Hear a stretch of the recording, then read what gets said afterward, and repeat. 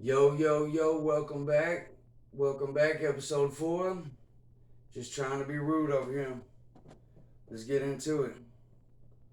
This episode, we're going to talk about that big trilogy. Huh? That big heavyweight trilogy fight. Deontay Wilder and Tyson Fury 3. I'm excited about this one. I'm a big boxing fan. Started with this guy. When I wasn't even big enough to go to school.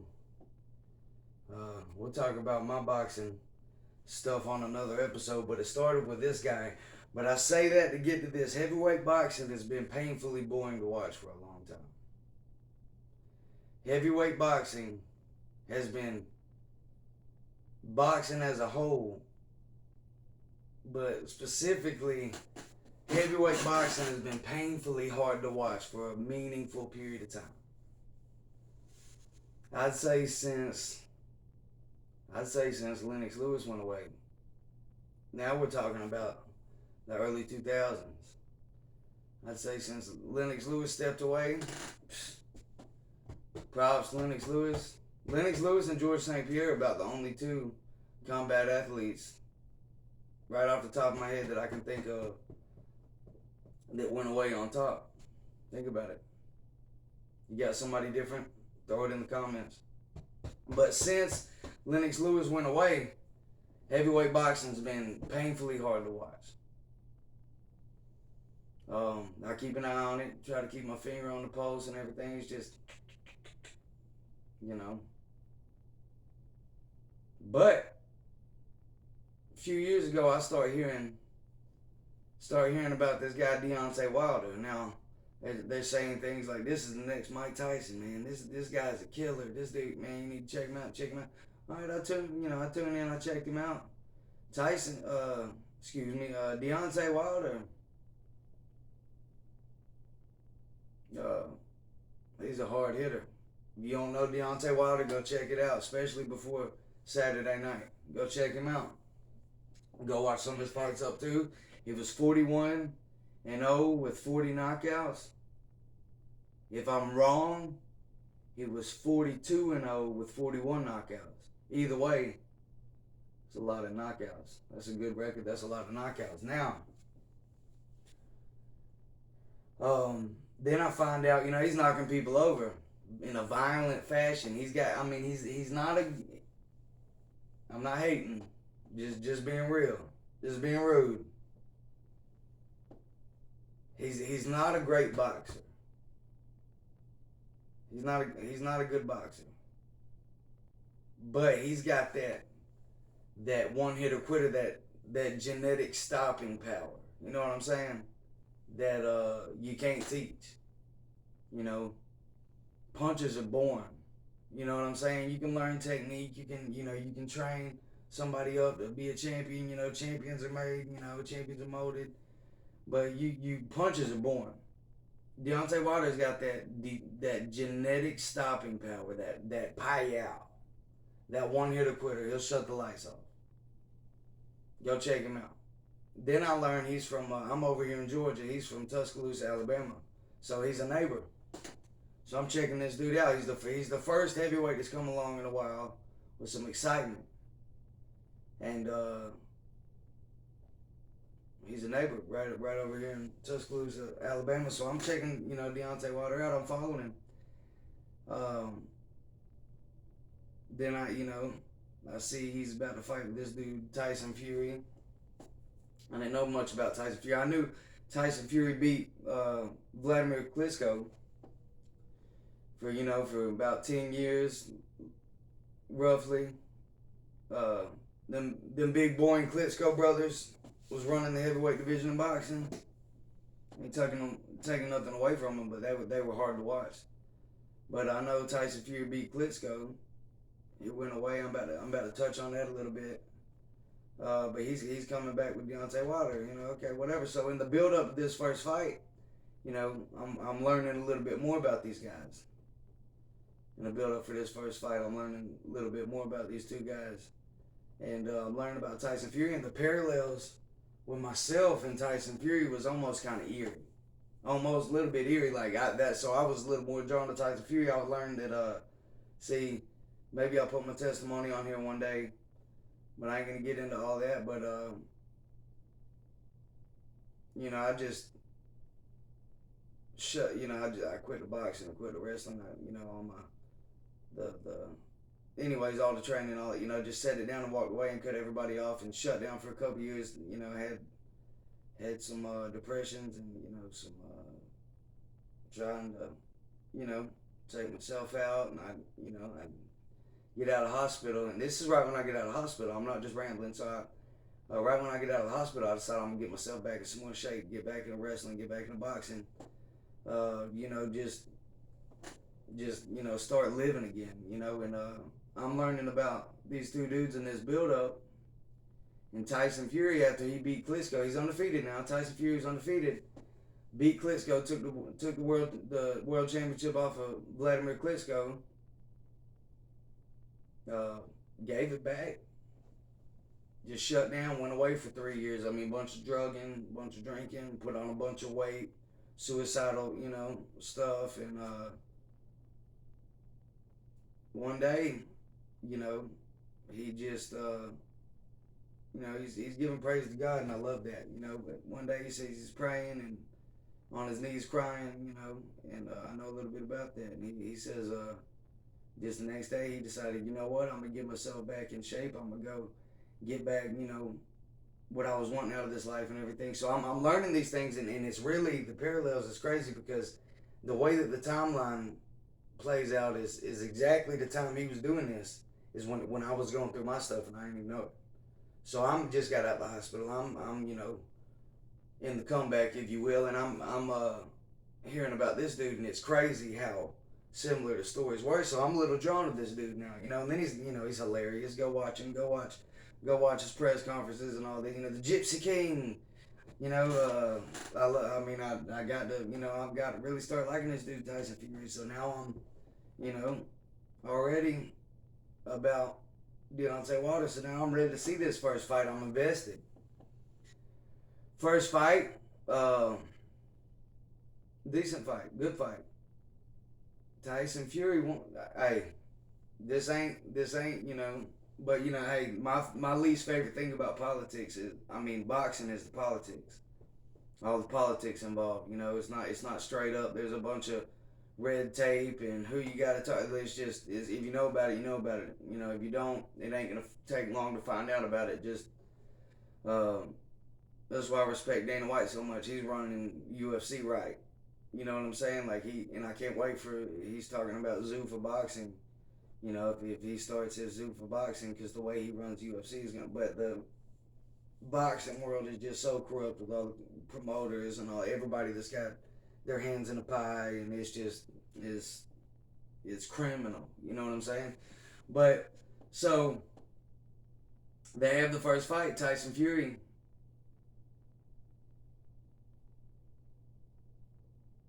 did very well. He outboxed Deontay big time. Outboxed Deontay Wilder big time. Deontay Wilder outscoring the fight, and it's something, I was a little boy, I'd be like, Dad, what are you over there doing? He'd have a notepad like this. I'm scoring the fight.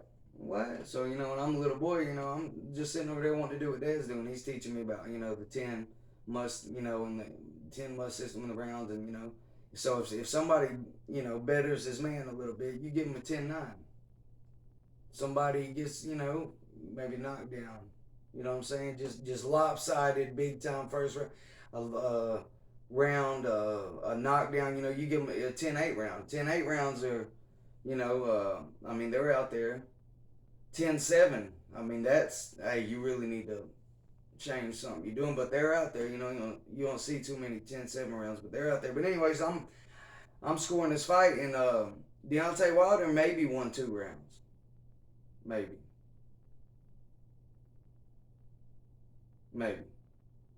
won 2 rounds of that first fight. Now we get into the later rounds. He catches Tyson Fury with one of them game changers. You know what I'm saying? Puts him down. Everybody's thinking, we've seen this 41, 42 times before. Well, Tyson Fury got up. Tyson Fury got up. We ain't seen that before. Fast forward a little bit, we get in round 12. Tyson Fury's, still better than Deontay Wilder. Deontay Wilder caught him with another one of them man stoppers. Tyson Fury's on the way to the ground. Deontay Wilder catches him with another. I'm already thinking we're seeing the red lights. We're about to see the little gloves and the stretcher and the doctor mask before COVID. After that right hand, now he catches him on the way down with one of them left hooks that's just, stop a mule. Tyson Fury's laying there, looks like he's dead. I'm thinking, this is not good. Ooh. This is not good. Getting about 7-8, the count, and Tyson just gets up. Gets right up. Now, not only did he get up once, he gets up after this. And this one, I thought he was dead. He gets up, and it was like unbelievable. My favorite part of the original Rocky movie is when Apollo Creed, he's putting the work on Rocky and in Rocky's corner, and Mickey's even telling him, stay down.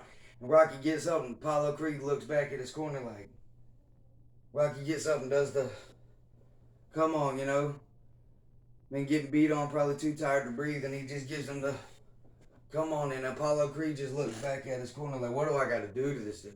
It was one of those real life moments. Not only does he get up, he won the rest of the 12th round aggressively. I'm talking about he had Deontay Wilder on his back foot, stalking him, won the rest of the 12th round aggressively. Well, everybody knew Tyson Fury won that fight. They gave it a draw. They called it a draw. Now, I can see how they would get to that way of thinking, but I don't. I can see why they would call it a draw, because everybody got two eyeballs seeing Deontay Wilder got outclassed in that first fight. And I could see that, there was the two knockdowns in the later rounds at the end of the fight. It was a draw, but I understand, too, that, hey, nobody's owed guys to go right now. We call it a draw. We circle back around. Look at all this money we would have left on the table for a round two, if you will, a second fight. All right, cool. So the build up for the second fight, I'm checking it out. Y'all need to go check it out. More specifically, the build up for the second fight is hilarious. It's hilarious. Tyson Fury getting on it. I'm ready when you are, you big dosser. You big swinger. I'm ready when you are, you big swinger. It's awesome. Tyson Fury's hilarious. But I'm watching the build up for the second fight. I'm very invested in this second fight. We get to the second fight. Tyson Fury comes out and bullied him. Now, the first time he outboxed him, big time, outclassed him. Second time he comes out, and he said he was going to do it. He called for a second round knockout. The first knockdown was in the third round, but Tyson Fury came from the opening bell, had Deontay Wilder on his back foot the whole time, had him off balance, had him looking stupid at times. Tyson Fury bullied him. I'm talking about knockdowns in his face, on him the whole time. Eventually in the 7th round, Deontay Wilder's corner threw in the towel. Now, Tyson Fury is your heavyweight champion, only heavyweight champion, only two-time heavyweight champion that's never lost a fight.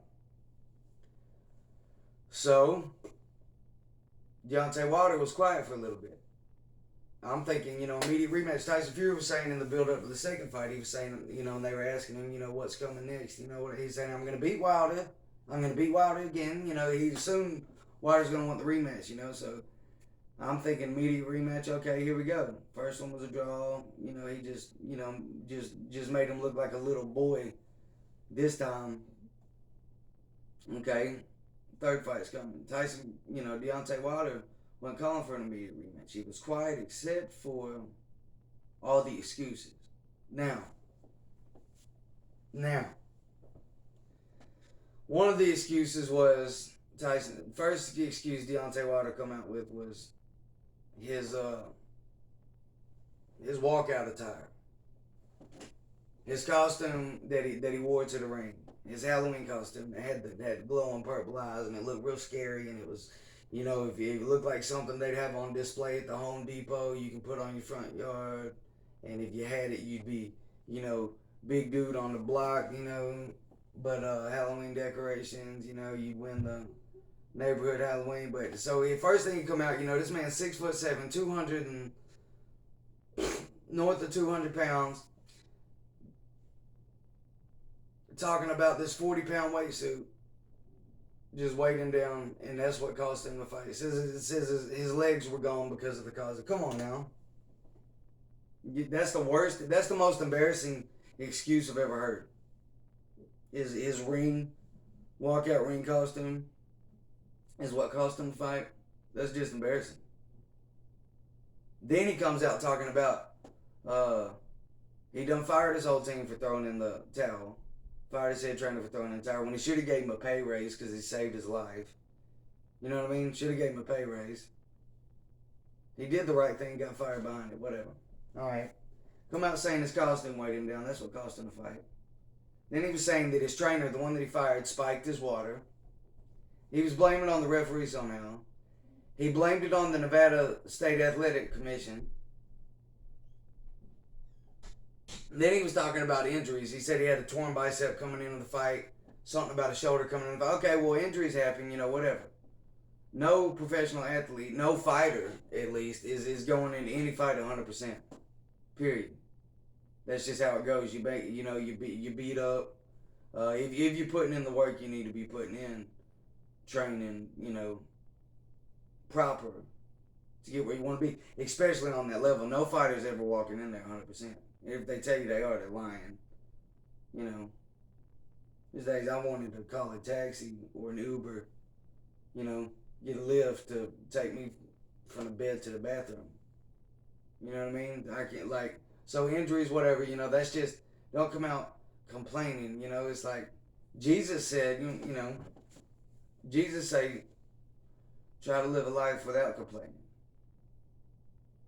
But, who'd he ever be? That's what Jesus said. But then he come out talking about Tyson Fury's gloves were manipulated. You know what I'm saying? Something going on in the gloves. Well, I mean, his trainer that's been with him the whole time he's been boxing is right there. I don't know. Those of you that don't know, when you're having a boxing match, MMA fight, whatever. If you ain't never been around this, when you're getting your hands taped before the fight, the other team's allowed to have one person in there watching them tape your hands. They're allowed to send whoever they want to from their team to watch your hands get taped. And vice versa, you got a guy in their locker room. They're watching everything going on with the hands taping process. It's signed. We go, do the deal.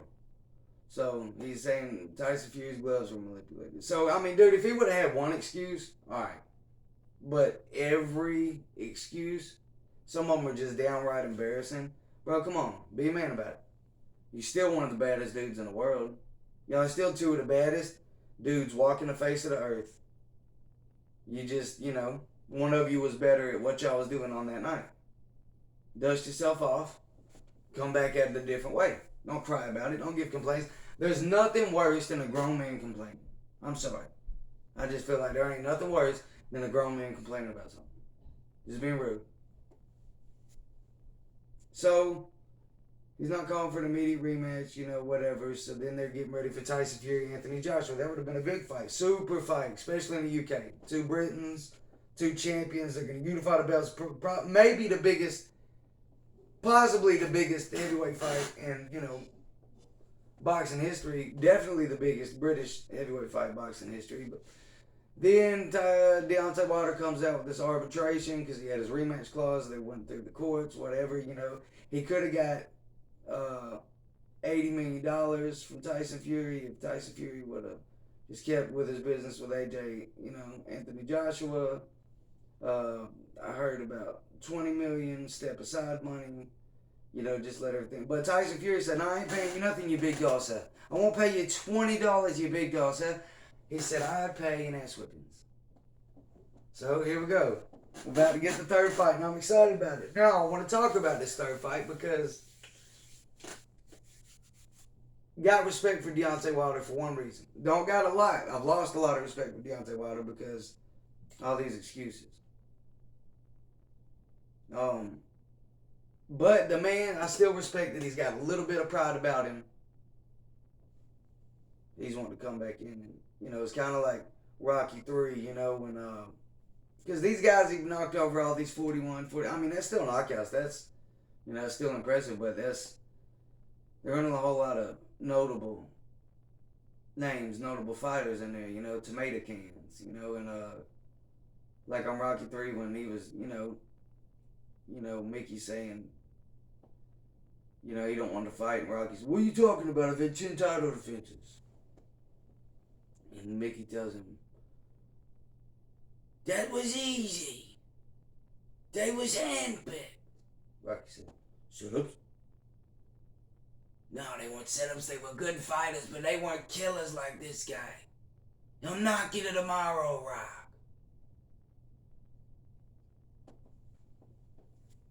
Rocky 3, that's my favorite one. Y'all seen it? If you ain't seen it, you better go watch it. That's your homework for tonight. Go watch Rocky 3.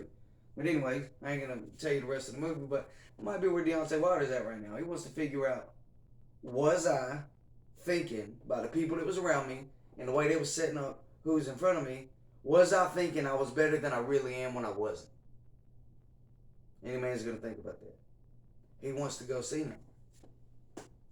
Respect for that. So now here's the other way I'm thinking about it. All right, Tyson Fury won the first fight, outboxed him, outclassed him. First fight was Tyson Fury's. They called it a draw, whatever, but Deontay Wilder seen he can't outbox Tyson Fury in the first fight. He knows that, and not only did he see he can't outbox Tyson Fury, Deontay Wilder's got that stopper. That genetic stopping power, that game over, that Payal. You can't teach it. God given. Got that genetic stopper. Now, not only, he's not a great boxer. He's got the footwork of a penguin. I'm just being honest with you. He's always off balance.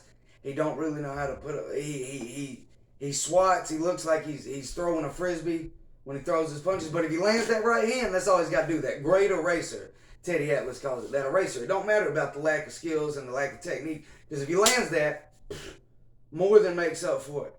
Erases all the rest of that. So, but not only did he see he cannot outbox Tyson Fury in the first fight, Tyson Fury got up from that man stopper that nobody else has, not once, but twice. And then not only did he get up twice, went on to win the rest of the fight. That's got to be in his head. He's got to be living rent-free on the top floor. Tyson Fury, if you know what I'm saying. Second fight, he come in, changed the game, and just bullied the bully. Had him on his back foot the whole time. Had him off balance. Had him looking... Go watch it. Had him looking bad. So then, I'm wondering, because of all these excuses, man, you got to be real with yourself. Deontay Wilder's lying to himself. He ain't even been able to come to grips with that he was just outclassed. You know what I'm saying? He ain't even come to terms with that he was outclassed. So he's lying to himself. Until you're real with yourself, you can't really start a rebuild. You know what I'm saying? You can't really start a rebuild. He's got a new trainer in Malik Scott. I don't know Malik Scott as a trainer. Don't know him as a reputed trainer. Don't know any fighters he's trained. Don't know if he's ever trained anybody before. The only thing I know about Malik Scott is he was one of the bowling pins that Deontay Wilder knocked down along the way. I mean, it was something like 30 seconds. Knocked Malik Scott out. He used to be one of Malik Scott. Used to be one of Deontay Wilder's training partners. That's all I know about him. He's one of the guys that Deontay Wilder knocked out. He used to be one of the training partners. Well, I could be wrong, but how much respect are you gonna have for a man that ain't really a notable trainer, and you've done beat him? So how much can you let yourself respect it? I'm just being real. There's lots of come on, man. What's the percentage? A high percentage of fighters out there could probably whoop their trainer. But it's a respect thing. And I'm just saying, once you done put a man out in 30 seconds, you know who got the better of who in all the sparring sessions. Like, I'm just saying, are you picking up what I'm putting down? Like, it ain't about if the fighter can whoop the trainer. That's not what I'm saying. It ain't about if the trainer can whoop the fighter. That's not what I'm saying. I'm just saying, how are you going to be able to respect this man that you've done walked through? Like, how is this guy that I've done beat going to make me better? In your head, it can be done. In theory, like, it can be done. You just got to listen. If the man knows what he's talking about, if he's a knowledgeable fighter about the fight game, it can be done. Let me know what y'all think in the comments. But Deontay Wilder's a little arrogant. You know what I'm saying? He's got himself surrounded by a bunch of yes men and glad-handed, happy yes man, and that's that's going to set you up in a bad place, because it's good to have your confidence. It's good for people to be drilling in your head and you know, making you believe. But you got to have some people around you to be real. And the one man that was looking out for you that threw in the towel, you should have told him thank you and gave him a pay raise. You fired him. Why? Because you was embarrassed? No, he was looking out for you. Y'all go back to the drawing board. This man's going to figure out, because he's looking out for you. He's caring about you. He was with you before the Olympics. And y'all going to figure out the X's and O's because he cares about you. The way y'all had going wasn't working that night. And he said, okay, let's go try this a different way. You don't fire him because you're embarrassed. That was a bonehead move. But I don't know. Maybe Malik Scott's a good trainer. Who knows? We'll see. Supposedly Malik Scott's putting this new style on him. Well, red flags I got with that is when it gets hot in there. Just telling you, if you don't know, if you ain't, you know, been in it. Like, we're creatures of habit. When the going gets tough, when the heat gets turned up, we're going to go back to what we know. Mike Tyson had a great quote. Everybody has a plan until they get punched in the mouth. That's true. When it gets hot, any walk of life, check it out. When it gets rough, when you get tired, when you're ready to be done, whatever, you just go to what you know. Going through the motions. So he might be trying to put this new style on Deontay Wilder. Might work. But I don't think you need to reinvent it. Deontay Wilder definitely needs some improvement. His fundamentals are not good. His fundamentals are not really there in a lot of ways. He's got the footwork of a penguin. Big, sloppy, looping, frisbee throwing punches. But when he lands one of them, you know what I'm saying? He's got a power that could stop a moose. When he lands one of them, but what happens in between landing one of them? When you need to. Anyways, we ain't gonna get into how to train Deontay Wilder right now. I'm making my point of he just needs fundamentals right now. What Malik Scott needs to be doing with him. Malik Scott wants to put a whole new training on him. That's gonna be fine for the first couple of rounds. Fine. He might even come out and use it. And be looking real good. But when it gets hot in there, when Tyson starts putting in things on him again, Tyson's a very good boxer. 6'9", 270 pounds, jab heavy, knows how to use that jab. There's a difference between throwing a bunch of jabs and knowing how to use that jab. He knows how to use his length. He can keep you on the end of that jab. Soon as you're getting ready to set him up for what he can take a step back to take all your bullets out of your gun, and he can still reach you. He's very jab heavy. He's a very defensively sound fighter. He's a great boxer. He might go down as one of the very best of all time. Definitely will be in the conversation. You know what I'm saying? I'm not saying he could have beat any of these guys. Don't know until, you know, somebody gets a time machine, whatever. We ain't gonna know. But he'll definitely be in the conversation. But, so Deontay Wilder's done seen he can't outbox Tyson Fury. Then he got bullied. Now he's going to try and come with a whole different style. But what's going to happen is when Tyson, when he gets hot in there, he's going to resort back to what he knows. And what we've seen is what you already know ain't been working. And how is he mentally? I got questions. How is he mentally? Because he ain't even been able to accept for himself. I got outclassed. I got outmanned. Until you be real with yourself, you ain't never going to get nowhere. So I don't think this is about go good for Deontay.